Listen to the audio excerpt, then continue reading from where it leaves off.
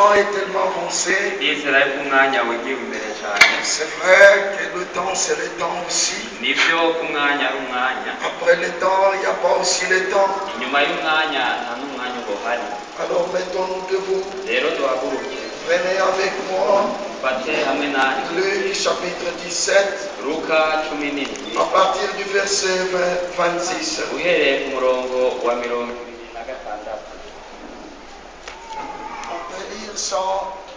On peut lire sans le micro, on peut lire aussi sans l'électricité.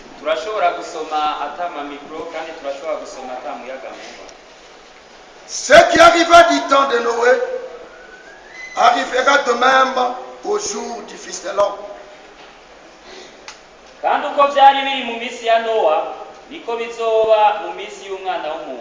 Les hommes mangeaient, buvaient, se mariaient et mariaient leurs enfants.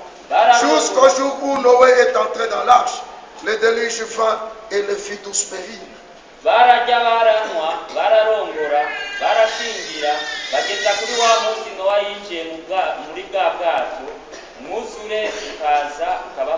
Ce qui arriva du temps de Lot arrivera pareillement.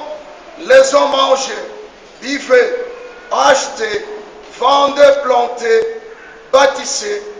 Mais le jour où Lot sortit du Sodome, une pluie de feu et de souffle tomba du ciel et le fit tous périr.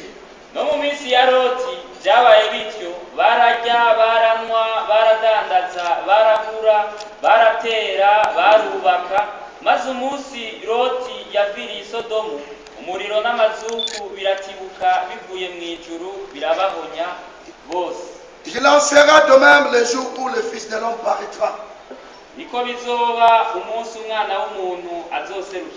Dieu notre Père Céleste, nous te disons grand merci ce soir.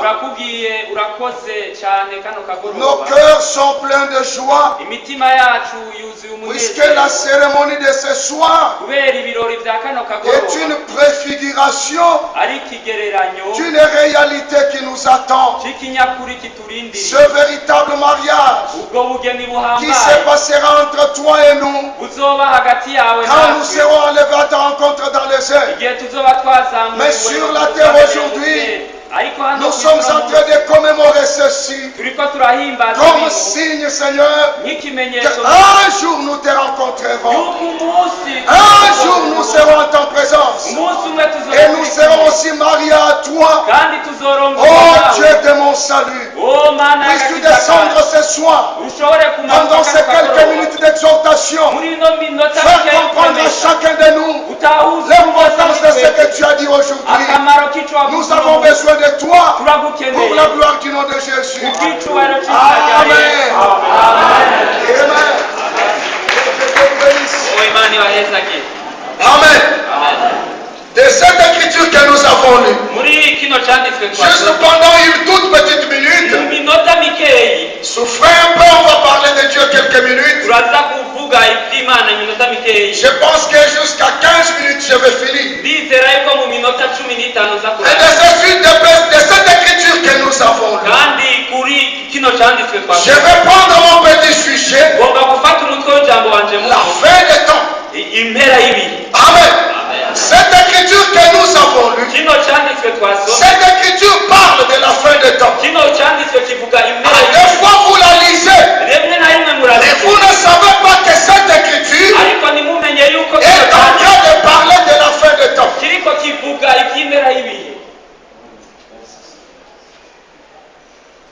Bon, ou c'est ça ou c'est pas ça. Quand ça ne marche pas, nous on chauffe les choses d'une autre façon. Amen. Est-ce que vous êtes là avec moi? Ah, mes chers amis, on est venus dans une fête du mariage. Nous ne sommes pas venus dans un deuil. C'est dans un deuil où on est triste. Mais quand nous sommes dans la fête du mariage, on doit être dans la joie. Est-ce que nous sommes ensemble? Amen. Enlevez la tristesse. Personne ne va provoquer l'autre. Est-ce que vous me saisissez? Personne ne va provoquer l'autre. Mais nous voulons que nous tous ensemble, nous soyons dans la joie du Seigneur. Amen. On est venu accompagner ceux qui vont se marier. Mais si vous êtes venus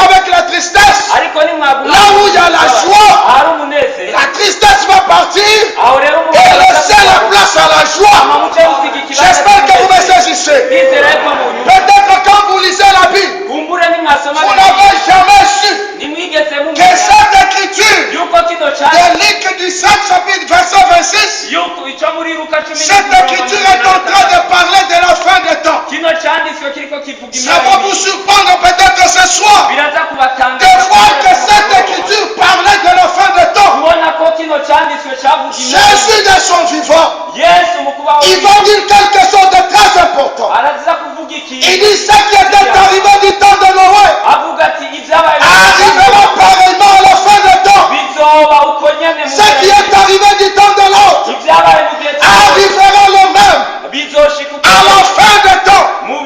Jésus nous a donné tous les éléments. Jésus nous a donné tous les matériaux qui nous prouveraient quand ce temps-là arrivera.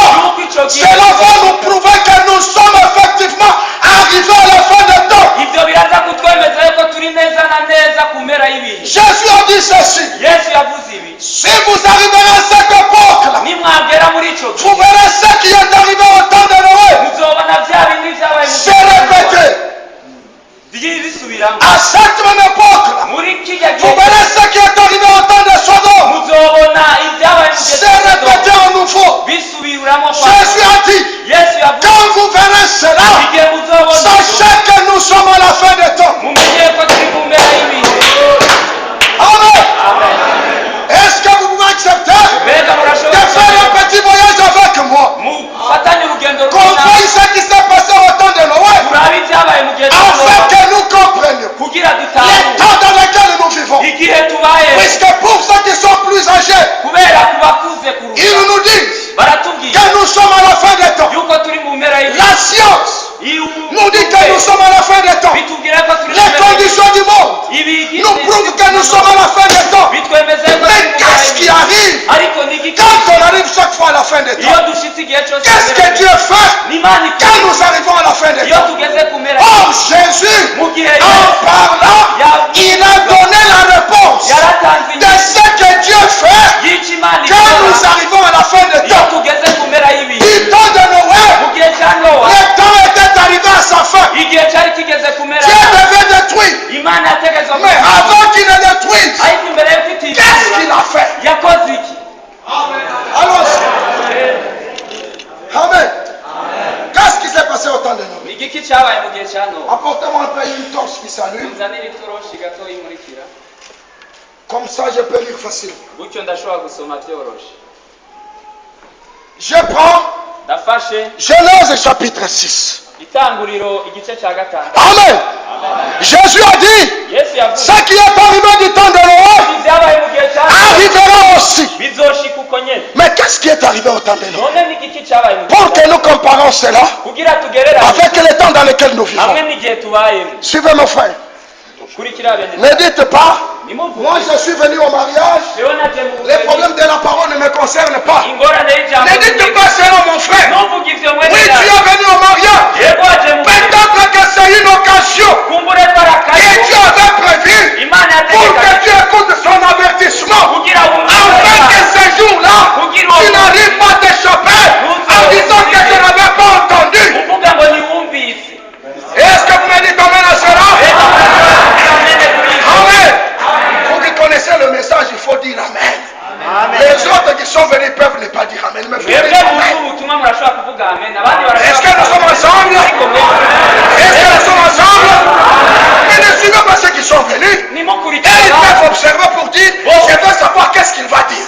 Et où est-ce qu'il vous amène? Mais quand tu connais déjà cela, il faut dire amen à cela pour que cet homme soit encouragé.